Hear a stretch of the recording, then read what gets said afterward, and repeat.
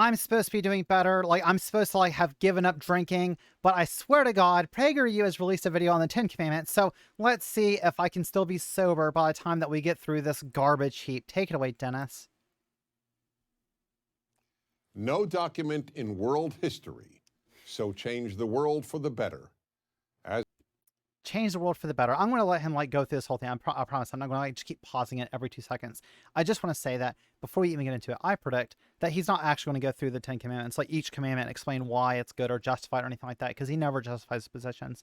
Instead, what he's going to do is he's going to turn around and say that it is in fact the case that Judeo-Christian values, blah, blah, blah. He's going to obfuscate something, vaguely gesture at it, say that it's basically like what Western civilization has been built upon, dog whistle, like white nationalist talking points, and then just continuously say Judeo-Christian this, Judeo-Christian that, and his morality, because he's going to bring it up, is somehow objective and ours is not because we're atheists. Like, he does this every single time he brings up topics on morality. as did the 10 Commandments. Western civilization, the civilization that developed universal human rights. Universal human rights, the Western civilization. We developed that and we shipped around the world, right? So we were like the first ones that like, you know, freed slaves. So then we went around the world like freeing them from every other country, right? We were the first country to recognize like universal equality for like women and make sure that they were treated equally in the workplace. Like, we were the first ones to do that, but more than anyone else. Like, there's no other country ever did that. No, and you're going to say like, well, in the Western world, that way you can just have a larger blanket to pull from. That's fine. Even if I grant you the Western world, as it were, it's not like we invented human rights. It's just that we recognize that at some point we should stop oppressing people. And I guess if you want to just like throw, like say, well, you know, it's because of the Bible, then I guess that's where you're at. Created women's equality. Well, there you go. See, they did in fact they created women's equality. They in fact manufactured it. You see, women's equality is this thing that only once you reach a certain technological threshold do you reach the capability of manufacturing. And do you remember those old like Command and Conquer games where you had to like build stuff like nuclear reactors and be like, you know, like unit whatever finished. It's like that. Ended slavery. Whoa, we ended slavery. See? Well, we ended slavery. We did it. Y'all, we did it. There's no more slavery. That like we just, the moment that we declared the, you know, Emancipation Proclamation, actually, it was even better than that. Abe Lincoln looked at the Bible and he pointed at it. He said, hey, y'all, read the Bible over there. End of slavery. Done. Because as we know, the Bible did not justify slavery, right? Huh? Created parliamentary democracy among. Oh yeah, the Bible even created democracy, because if there's one thing that the Christian God of the Old Testament loves, it's democracy. Among other unique achievements, would not have developed without them. As you will see when each of the 10 Commandments is explained, these commandments are as relevant today as when they were given over 3,000 years ago. They are as irrelevant today as they were the day that they were supposedly given to Moses. This is just like, it's like such a low, I can't believe this. So he's saying like all of the bedrock of Western democracy, all this stuff, not the Enlightenment, not any type of other values, just the 10 Commandments, not even like the Bible, the Old Testament, none of that stuff. He's like just these 10. I just want to see how he's going to get from like just 10 very basic rules that like the Mosaic Law that Christians were, well, early Jews were supposed to follow. And he's going to get from there to the bedrock of Western democracy. Let's see him do it. In fact, they're so relevant that the 10 Commandments are all that is necessary to make a good world, a world free of tyranny. All that is necessary. So a world free of tyranny. I don't know. It seems like in the Old Testament, a lot of the ancient Jews were just kind of like walking around, killing tribes, slaughtering like the Amalekites, and that, you know, the Israelites basically just do whatever they wanted to. As long as God told them to do it, then they could go and they could commit tyranny, genocide. They were like raping and pillaging in the Middle East. I mean, and as long as, you know, they believe that their God said to do it, then there was plenty of tyranny to go around. And cruelty. Imagine for a moment. So which one of the commandments, by the way, of the 10, which one says thou shalt not commit tyranny? Weird. moment a world in which there was no murder or theft. In such a world, there would be no need for armies or police. If there was just no murder and no theft, then you would not have a military or police. I mean, like, the military could serve other functions too, right? And you don't just murder someone or like rob them. I mean, that's like what he's getting at here. You could still like assault someone. You could still like sexually assault them. Let's see here. You could enslave them, and that would not involve murdering or stealing, because let's remember, y'all, in the Bible, it explicitly sanctions you to buy slaves from the heathen around you. So the Ten Commandments clearly did not prevent that, because early Jews were doing that. Or weapons, men and women and children could walk anywhere at any time of day or night. It's very ironic that Prager, who's so conservative that, I mean, they would like absolutely make fun of the idea of like open borders, and they want like a strong centralized power, like powerful nation. And they're going to sit here and push this like, well, if only, you know, men, women, and children could walk anywhere they want to at any time of day. Sure. Why do you think like women might be more cautious? Like, why do you think we are kind of worried when we walk around at night, especially like if we're caught out somewhere like by ourselves? Why do you think that is? Do you think it's like we're just afraid of getting like robbed and murdered? Like that's the only things that we're concerned about?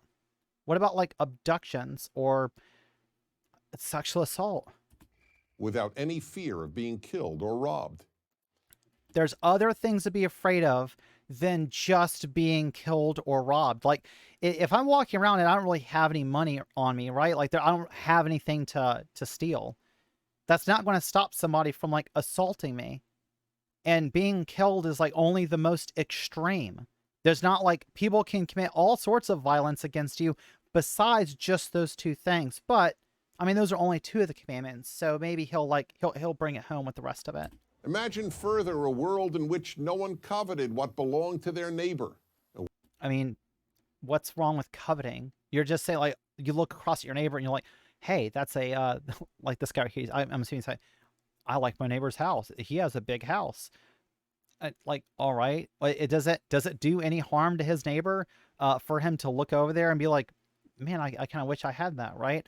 Like, isn't the whole idea with conservative principles, like, if you work hard, you can go and you can, you know, buy that big house and you can get like a picket fence and, you know, you'll be successful and you'll find like, assuming from like a generic, like cis het male perspective, you'll find a wife and have that little like nuclear family and a dog, and you'll work one job and be able to support them and buy whatever you want to. That's the whole like American dream that conservatives like propagandize. But then they'll turn around, they'll say, from their like this bullshit moral high ground, you shouldn't actually desire anything, really. If anyone has anything around you, you should never think to yourself like, I wish that I had that. I mean, I don't know. Prager, from a position where you have like enough money that you can just produce these videos, you have other people editing for you, working for you, everything else, it seems like really weird that you'd be like, you know what the true crime is? It's not like all the hoard, the wealth that I'm hoarding, but the real crime is y'all wanting my stuff. Fuck you. A world in which children honor their mother and father and the family you... Why is that? Like, can you justify that? Like, why is that good? What if you have a bad parents? Like, I don't think a child necessarily needs to honor their mother and their father if that parent does not deserve any kind of honoring. That's a very weird thing for you to just assert there. And I noticed that you've got your little like stick figures here, and one of them's wearing a dress. You're like, oh, it's this like traditional family. It's weird. Like, why don't you value other families? Like, what if there's like lesbian parents? Would you say like the children should honor their lesbian parents, or they should honor their like two gay dads or something like that?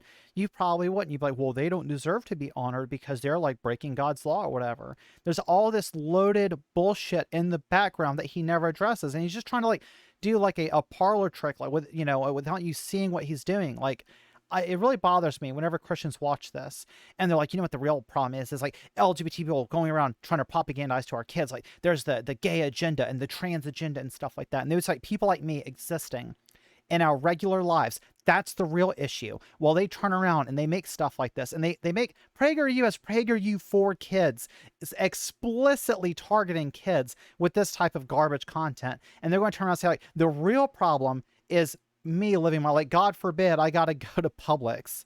Unit thrived. A world in which people obeyed the injunction not to lie.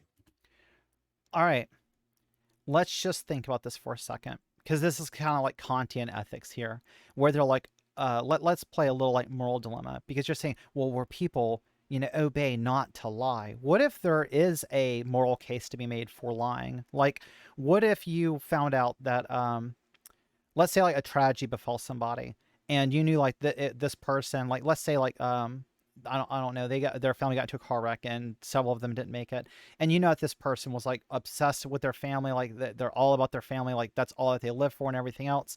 And you get the news and you're on the phone, and that person is like, you're on a hunting trip or something, and that person asks you like, hey, who's on the phone, like who's calling you?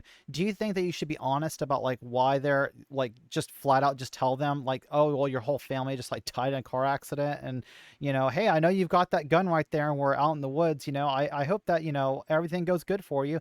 Or would you maybe like tell your buddy like, hey, I think we should like go back to the car or whatever, and you should call like one of their other relatives or whatever, and let them break the news when they're in a more stable environment and they're not like right next to a firearm? Like, I don't know. It's, you could come up with any number of these scenarios where somebody might be in a position where they're, or if they're doing something that requires like a lot of concentration or something, like, I don't know, flying a plane. It's like, you probably don't want to like break like very like psychologically damaging or traumatizing news to them when they're in the middle of doing something like that. And that's not even to get into the whole like Kantian, if there's a gunman that comes to your house looking for a friend of yours, and your friend of yours is hiding inside of your house, the gunman asks you like, hey, where's your buddy at? And you're supposed to like it's immoral for you to lie in order to like preserve your friend's life, because it's better for you to tell the gunman that your friend is in there knowing that he's going to go like kill him. I don't know, this seems like bullshit, and once again, not justified at all. Like, why is this a bad thing? Why do you think that lying is such a big deal, Prager? The recipe for a good world is all there in these 10 sublime commandments. So what are the other ones? So you've mentioned don't murder, don't steal, and don't lie. And I'm just going to offer you the principle of charity here. Let's just say that you have some more nuanced takes of this. You're not saying like it just says do not murder, like nothing about killing, but explicitly murder.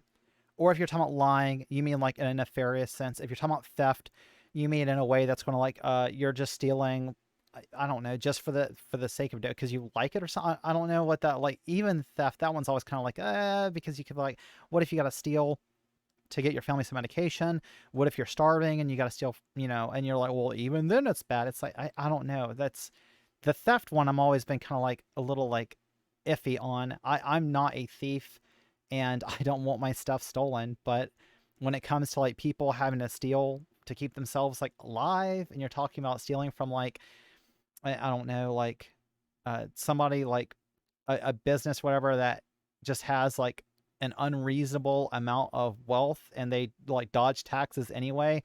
So that company's already kind of like stealing from society. I don't know. I think there might be a moral case there. But there is a catch. The 10 Commandments are predicated on the belief that they were given by an authority higher than any man, any king, or any government. No, I don't like that at all. You're like, oh, this is the only catch is that this is only true if it comes from some kind of like divine dictator. No, I'll pass. I was able to come to the idea that I shouldn't go around murdering people, robbing from them, and I didn't need a deity to explain to me like, hey, Zoe, you should probably not do these like unethical things. And I don't care, like there's plenty of laws that I disagree with, and I'm sure there's plenty of laws that like some tax laws that Prager disagrees with. Just taking a guess there. And I think like there's plenty of like a lot of us recognize that just because the government says something doesn't mean that we're like, oh yeah, we should automatically do that. Like the idea is like there's force behind the law itself. That's why you would obey it. That way we're not like just to everyone's arbitrary moral code. But if you're using a holy text for that, and all these other people, what if they have holy texts that don't have the same like commands as yours do, and they believe just as deeply that theirs comes from a God that does allow murder or does allow theft? How could you argue that their God's commands are not valid while yours are valid? Instead, you would have to gesture at the state, the very thing that you're like, well, we don't want this authority. Yeah, you do, because a holy text with a God that doesn't manifest in reality, I'm sorry, but that is not enough to stop most people that are going to commit a crime from committing that crime. That's why the sentence preceding the Ten Commandments asserts the following: God spoke all these words. Can you confirm that for me? Can I go and can I ask God, like, if I go and I break some of these commandments, is God going to suddenly appear and like whip my ass? Like, do I need to start like looking, and I'm gonna like look at my phone and say, oh fuck, God's calling me again. He's on to me. Like, I just can't hide from this guy. Seems like he's just everywhere. He knows everything. No. It's this whole thing like, oh, well, you go ahead and you commit all those crimes, and you go ahead and you know, do as many atrocities as you want to and everything, but God's going to get you, you know, in the end. Not unless you know, ask for forgiveness before you die, then I guess, like, I mean, there's possibility like even like Hitler might be in heaven, right? You see, if the Ten Commandments, as great as they are, were given by any human authority, They're not even that great. You didn't go over the other ones. Like, the first one is like, thou shalt have no other gods before me. I like, okay. And it's like, don't build graven images, where he's like, he's all pissed. He's like, don't build statues of me or whatever. Like, can we talk about some of these other ones? Because like, I don't think that we've even gotten like nearly to the bedrock of like Western democracy. I mean, you've only gone through like 3 of them, and those are vague at best. They have nothing directly to do with a god. And who gives a fuck about Moses, by the way? Like, we can't confirm that he even existed. It's a fairy tale that some dude went on a mountain, carved in some stones, and then brought down some tablets. And he dropped and broke the first set of them. So we don't even know what the first commandments were. then any person could say, who is this man Moses? Who is this king or queen? Who is this government to tell me how I should behave? Well, here's the thing. There's plenty of people that think, well, who's this government that should tell me how to behave? And you know what happens to those people? They go to prison. Now, I don't necessarily, like, I really don't agree with our criminal justice system, because humorously enough, it seems to be like structured in this like very kind of Christian way, where it's like, it's all about retributive justice instead of restoration, which is ironic considering the message that most Christians pull from Christ. However, that is in fact what will happen to you. You will be arrested, prosecuted, you know, there will be civil fines levied against you, or you'll be put into a cage to rot for however many years. That's who this government is. Like, depending on where you're at in the world, very often the governing body of the state is way more powerful than you, or like even your like neighborhood of friends with, you know, they're like, oh, we have a little militia group or something. Like, okay, the state is still like, I mean, magnitudes more powerful than that. Easy. Who gives a fuck about 10 random laws that, you know, ancient Near East people came up with? Like, you haven't made a compelling argument besides, well, God said it. That is like, that's your entire case. It's pathetic. Okay, so why is God indispensable to the Ten Commandments? He's totally dispensable, because it wouldn't matter if it was God that said it, or if it was like an ultra powerful state that like through technology knew almost everything that people did at any time. I mean, like all the eavesdropping, like the NSA and stuff like that. Like, theoretically, if the state was technologically advanced enough, they could know just about everything that we're doing that's relevant of crime or whatever. Would you say like, if we had a perfectly tyrannical state that could like force you and like knew everything, they're virtually omnipotent, would they then be good? Because it's weird that you're so like, this one being gets to decide everything. Like, how is God's, like, if God existed, then his will, his opinion would be just as subjective as the rest of us. He's just the like most ultra powerful dictator. And you're like, well, yeah, because he said so. Because, to put it as directly as possible, if it isn't God who declares murder wrong, murder isn't wrong. See, this guy is so creepy. He's like, well, if God didn't say, if it's not God commanding that murder is wrong, then murder isn't wrong. Which is like, when I was bringing up earlier, it's like, well, you could be like, the Bible allows for all sorts of other awful things to be done to people, like slavery, or like even like sexual assault and stuff like that. Then Prager has stated multiple times that if it wasn't for like his belief in God, then he would run around like murdering and raping and stuff like that. And I'm just like, I'm sorry. I'm not like, by any means, I am not a psychologist, but this guy gives the most like kind of like sociopathic takes on morality. Like I genuinely would want him to sit down and outline what his moral framework is, like his ethical system, what he believes and why, without relying on a god. Like he cannot have the crutch of a god, and I want him to justify his beliefs.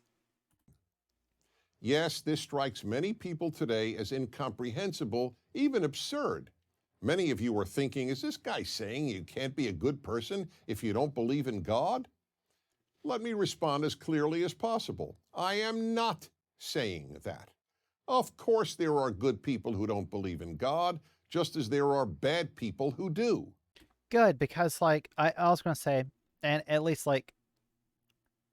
he's offering like a little bit of an olive branch here, because I'll go the other way as well. Just because I think like his arguments for this are ridiculous does not mean that I think that theists cannot be good people. I think like there have been plenty of like very ethical theists. A lot of people that have come out with like ethical frameworks and like philosophical like defenses for ethics that were good systems. A lot of them were theists as well. I mean, I wouldn't go the opposite direction with this, but I wasn't trying to do like as much of a, I guess, like a straw man to say like every single Christian has like no moral foundation at all. I'm saying that if your only foundation, like his goal was in this video, was to point to the Ten Commandments, like that alone is like very, very weak footing. Like that's not an ethical system. That's not a moral framework. That's literally just 10 arbitrary laws with nothing establishing like why anybody ought to follow them, other than saying, well, God said so. Like, I'm sorry, but I think even Prager knows that plenty of like Christian theologians, philosophers, a lot of them could come up with much more robust defenses for ethical systems than this. Although clearly there are some good theists, just like there are, good non-believers. And I'll flip this little thing around. There are plenty of good like Christians or theists, and I know a lot of shitty atheists as well. So it goes both ways. And many of you are also thinking, I believe murder is wrong. I don't need God to tell me. Now, that response is only half true.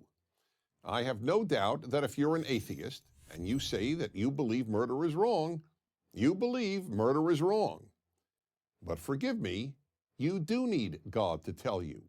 No, see, you're so close. I was like, hey, well, for once, I was actually like starting to question my own moral framework. I'm like, am I turning villainous because I'm agreeing with Prager on something for once? And right at the end, he tries to smuggle God in once again. No, Dennis. I believe that murder is wrong, and I do not need a God. How about them apples? We all need God to tell us. You see, even if you figured out murder is wrong on your own, without God and the Ten Commandments, how do you know it's wrong? See, and this is the problem. When he says, how do you know it's wrong? What he's getting at. So if you have like a belief, like you have a belief in something, that's basically, philosophically, there's an area where you would call justified true belief. And that would be an area where you're basically saying like, that like you believe it so firmly that you claim that you have like a knowledge of this, when in actuality, it's just a belief. And you end up having the same problem as I was saying before, is that even if there was a God and that God was like telling you things, all that you would ever know is that God's subjective opinion. In order to get to any kind of objective moral standards, you would have to have like agreed upon goals of some type of system. So you'd have to have an ethical system that you're working with.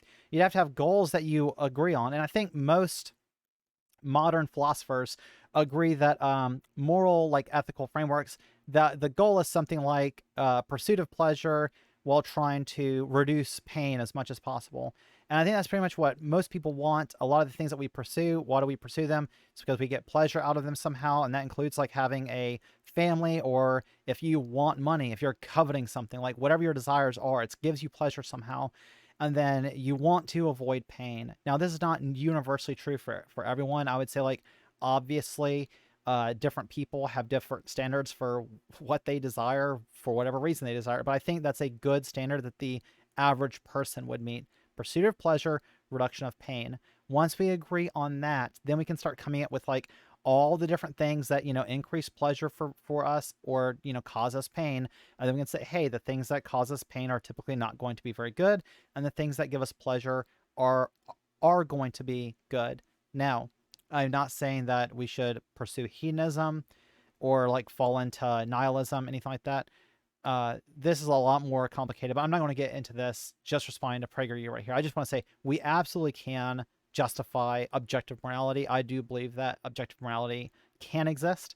It's just that I don't think I need to give an essay lecture responding to this dumbass. Not believe it's wrong. I mean, know it's wrong. I know that objective morality exists. All right. Like by the same metric, like you know it no more than I do. All right. All you can do is just assert that you really, really know it's true. Well, I only know it's true, or I suspect it's true, but you know it's true. All you're doing is using special pleading here to say that you have God on your side. So that gives you like the extra knowledge instead of just your basic beliefs. The fact is, you can't. Because without God, right and wrong are just personal beliefs. And right and wrong would just be God's personal belief.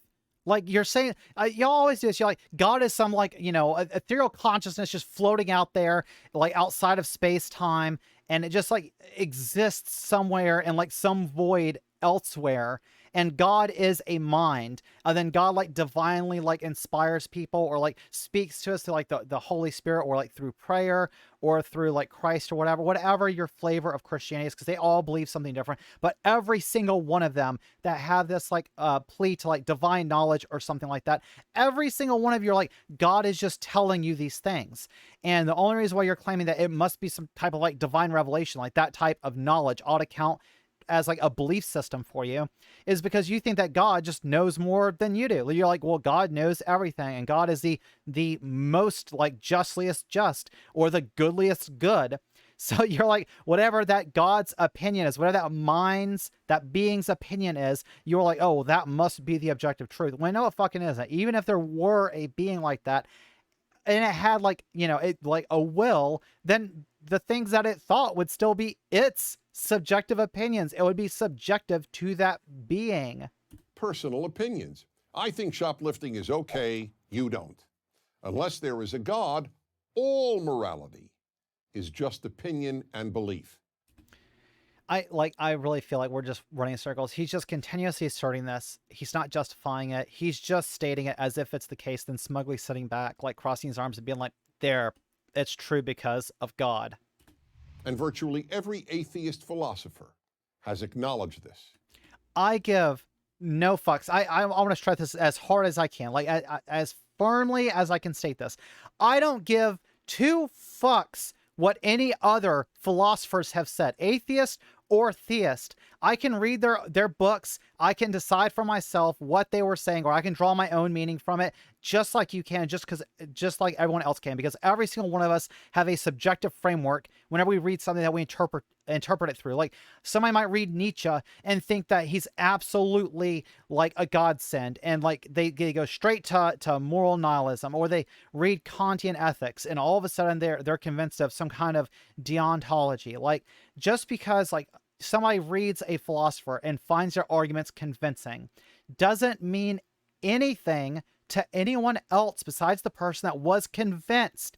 Like if I tell you that I personally don't find Kantian ethics very persuasive, and I found Hegel to be like a lot more elucidating, if you're not convinced of Hegel, then you're like, well, Zoe, that's like your opinion about it. And that's fine. That's okay. I don't get why these people are always going to be so pretentious to be like, look, virtually every atheist philosopher, not every one of them, but virtually every atheist philosopher has acknowledged this. Okay, what if I said virtually every theist philosopher had their philosophy torn down by David Hume? What does that mean? Another problem with the view that you don't need God to believe that murder is wrong is a lot of people haven't shared your view. I don't get why you're stuck on this. We all agree that murder is wrong. Why do you keep going back to this? Why do you keep saying like, well, if you don't agree with this, then murder isn't wrong? Like, move on. There's 10 commandments. Why are you stuck at, you're going right back to the very first one. Like, we all agree until we find the person that's like, no, murder is not wrong. Which, I mean, I would suspect that they're probably somebody who's kind of like, again, I'm not a psychologist, but I would like think somebody who's sociopathic or psychopathy. Like, I don't think that there's much argument to be had here. Although I'm kind of curious how you could argue with somebody who was a psychopath and was kind of like, let's say that they were born that way, like a neurological issue or whatever, and that's how God made them. Like, God created all these psychopaths, and you're like, well, like, I guess that's good too. And you don't have to go back very far in history to prove this. In the 20th century, millions of people in communist society. Oh my God. He does it every time. They just can't help themselves. Like, like Dennis Prager cannot help to deflect to morality every single time instead of sticking on the subject of 10 commandments. And he's going to go to, like, Soviet Russia and say they killed whatever, millions and millions of people, then go over to the Nazis and say they killed millions and millions of people. And he's going to say, oh, well, see, this is what would happen without God. And it's like, first of all, the Nazis did, in fact, Hitler was Catholic, right? Let's just start out there. And second of all, Soviet Russia wasn't murdering people in the name of secularism. They're not like, Stalin wasn't like, let's go murder these people in the name of secular humanism. Instead, he was killing political rivals, and he is just a heartless bastard. He could have, what if he was worshiping, like, let's just say hypothetically, what if Stalin was worshiping a god that he believed was commanding him to kill all these people? Like, arguably, maybe Hitler thought, It's like, it just seems kind of weird to point to this, that when it's like, these people weren't doing this in the name of godlessness. They were doing it for other motivations. They were doing it for, political power. I just don't understand why he always like thinks this is some kind of slam dunk when this is like one of the weakest points he's ever made. Societies and under Nazism killed about 100 million people, and that doesn't count a single soldier killed in war. So don't get too confident about people's ability to figure out right from wrong. Oh, no. See, I'm confident in my ability to figure out right from wrong without a God. I'm not comfortable in Dennis Prager's ability to find right and wrong without a God. I mean, who knows what he would have done if he was in Soviet Russia when I guess like they got rid of God or something. Like, they're just like, no, you can no longer think this. And it's like, oh, how do they know what you think if you don't say it? Like, there was atheists for a very long time, in the like medieval ages, all through like the 16, 17, 1800s, that would be killed if they came out for like blasphemy that they didn't believe in God. So those atheists just kind of like went along with everything, being like going to church and holding Bibles and singing hymns and stuff while they were secretly thinking, this is bullshit. Without a higher authority, it's all too easy to be swayed by a government or a demagogue or an You're a demagogue. Ideology, or to rationalize that the wrong you're doing isn't really wrong. Like the ancient Jews did whenever God was telling them to go around and genocide people and take young women for their own, giving them commandments that or laws that explained how they could like buy and trade slaves and they could beat them as long as they didn't die after a couple days and stuff like that. You mean like morally justifying stuff like that by saying that, hey, well, God said that this is okay. You mean stuff like that? And even if you do figure out what is right and wrong, God is still necessary. Oh, wow. So even if I did the thing that he said I couldn't do, which is figure out objective morality without God and then justify my position. So even if I did that, now he's like, like moving the goalposts here to like, well, God is still necessary. All right, Dennis, keep your special pleading. Like, explain to me now why he's still necessary without justifying anything. Proof by assertion fallacy, by the way. People who know the difference between right and wrong do the wrong thing all the time. You know why? Because they can. I mean, it would be weird if like lightning bolts just struck people every time they did that shit, right? And then eventually, like, you notice that everybody that like violates biblical laws just like keeps getting electrocuted by like random lightning bolts, and eventually people will be like, "Huh, maybe there is a God out there." But you know what? I've been sinning most of my entire life, and I'm just fine. They can because they think no one is watching. I mean, like, theoretically, it's possible that no one's watching. But if you recognize that God is the source of moral law, you believe that he is always watching. Even when I'm like masturbating, because that's kind of like weird thinking. God's very voyeuristic, then, right? And he's into a lot of like really weird things. So even if you're an atheist, you would want people to live by the moral laws of the Ten Commandments. No, I wouldn't. I reject most of the Ten Commandments. I think like, there's only like 3 or 4 of them that are even like really salvageable, and even those 3 or 4 need to be like rewritten very explicitly, because like saying murder is wrong doesn't tell us anything. Like, it doesn't differentiate the difference between like first degree, second degree, third degree murder or manslaughter. Saying that we shouldn't have theft. I mean, there's like different degrees of theft, right? Like misdemeanor versus felony theft versus like if I don't know, commit financial crimes and find some way to like steal identities. Like, all of these things have would have different, like, whether you're motivated just to get like money versus like to steal something that somebody's like irreplaceable. Like, there's got to be different ways that we take action against people that steal. It's not just one blanket thing. But the Bible doesn't make that distinction, because it was a more primitive set of moral pronouncements. It was not an ethical system. It was just a set of laws.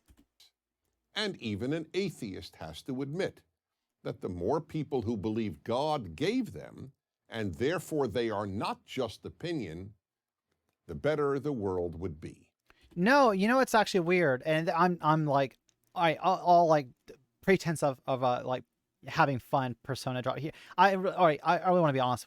One of the fascinating things, and I always want to ask Christians this, is like, is it weird for them whenever they go and they look at like prison statistics in the United States, and they realize, because we arrest and imprison more people than like any other country, and when you take a look at the demographics, like, it's mostly Christians in our jails.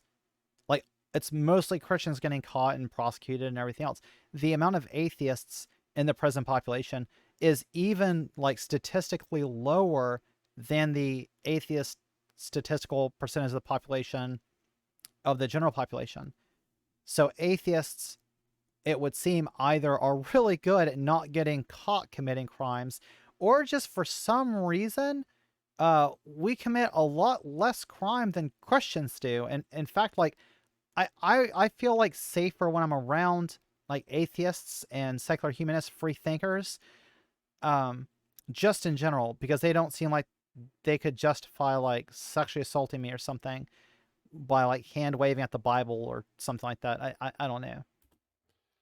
In 3,000 years, no one has ever come up with a better system than the God-based Ten Commandments for making a better world, and no one ever will. I'm Dennis Prager. Well, I'll say that. How about the Enlightenment? How about like philosophers like David Hume? I would say like Hegel. I think like there's plenty of philosophies that we can come up with. We can always get better, and through thinking about moral dilemmas, humanity improves upon itself all the time, especially as we're continuing to move forward with progressive values.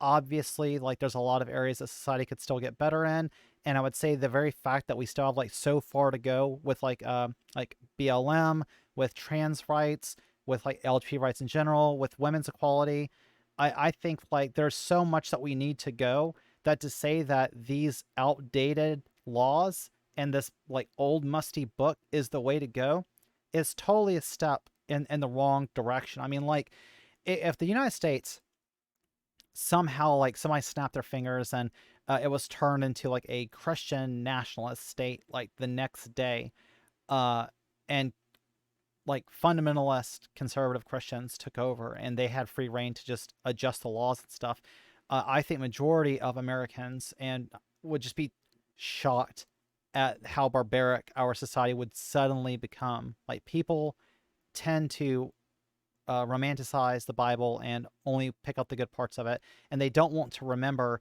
how awful things used to be for minority groups and some of the behaviors that were once justified due to the principles in those texts was absolutely abhorrent. And it is good that we've moved into the future. Progressive values are the way to go.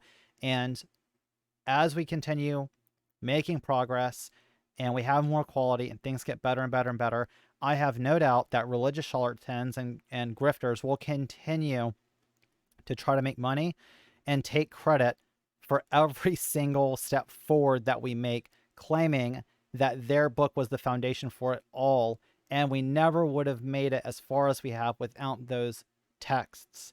When I would say we never would have made it as far as we have without progressive people, without free thinkers, without people that, you know, thought rationally and recognized that all of humanity is in fact one humanity and came together in pursuit of progressive values instead of pursuing a static society as the Bible would order you to.